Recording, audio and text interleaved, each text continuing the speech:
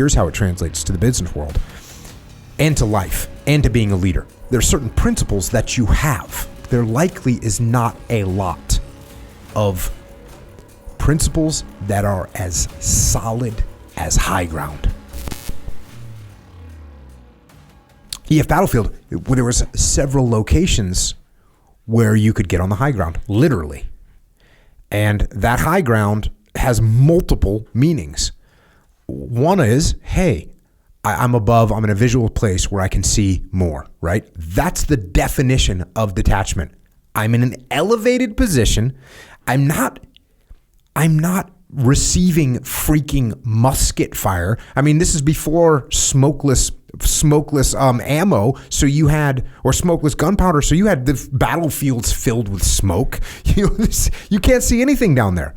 So you get into the high ground, into the elevated position. When you're on the Gettysburg battlefield and you get up to these elevated positions on Little Round Top, and you look and you can see almost the entire battlefield, and you think, wow, imagine trying, and then 10 minutes later you're on the ground and you think to yourself, how could I possibly direct a battle when I can see 100 yards to this next tree line and that's it? Yeah. And meanwhile, 10 minutes of walking up the hill and you can see the entire battlefield. That is detachment. And when you can detach from your emotions, it gives you that much power. When you can detach from your ego, it gives you that much power. When you can see from a different perspective, it gives you that much power. And yet we fail to do it all the time. The other part of the high ground that's important to remember is the high ground on the battlefield is something that you do not want to give up. It gives you such a clear advantage that when you give it up, you're giving it up at your peril, especially if you allow the other person to get the high ground. But even if you don't do that, if there is someone in the low ground and you decide, you know what, I'm going to go down there with them, at a minimum, you've given up at your advantage. At worst case, they've taken the high ground and now you're completely destroyed. So how does that translate to the business world? Well, here's how it translates to the business world and to life and to being a leader. There are certain principles that you have. And I shouldn't say there shouldn't be a lot. There likely is not a lot of principles that are as solid as high ground. In other words, you know what? There is a line that I am not crossing. I will not give up my high ground. So if you want me to, overcharge a client, we're not doing that. That is not happening. If you want me, whatever, think whatever immoral, illegal, unethical thing. And you could also say anything that you don't want to print in the newspaper about what the company did, right? What my company did.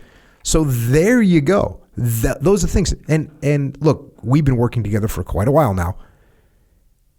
What percentage of things am I rigid and unmovable on, right? There's a very tiny percentage. That's what the high ground is. Yeah. The high ground is, look, these are things that I'm not going to give up. I'm not going to do it. And so then you take those things that you're not going to give up, and maybe those are principles. Maybe those are operating functions that you have that you're just not going to change because it's a principle that you have to adhere to. And then you get into the ethical high ground, which is, now you want me to do something, or you do something that you shouldn't do. If I accept that or I participate that in any way, I shouldn't say I can't. It is almost impossible for me to get the high ground back. So as you go through life, when you give up the high ground, it's very challenging to try and get that high ground back. You can do it, but it might take a very long time.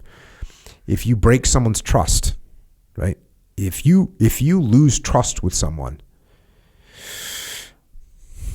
you kind of gave up the high ground. Now look, you can try and get it back, but it is going to be a fight.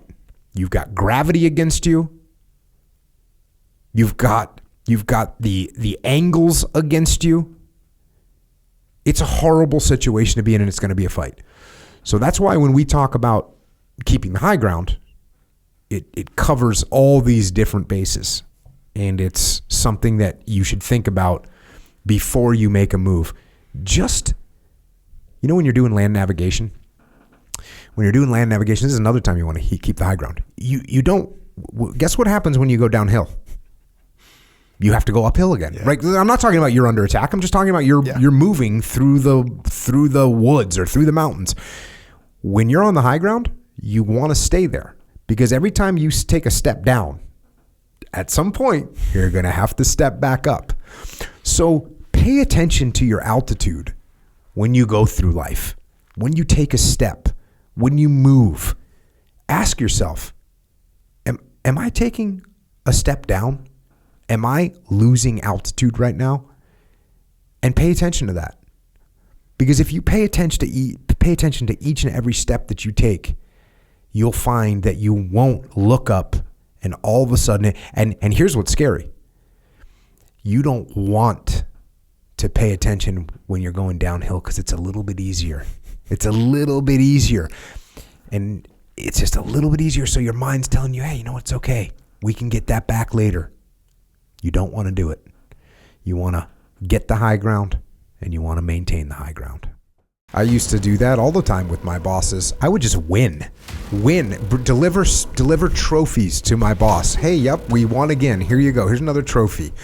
And then eventually you say, oh, by the way, if I'm going to keep winning these trophies, I need to make a small adjustment over there. And they go, oh, yeah, you do whatever you want, Jocko. It's all good.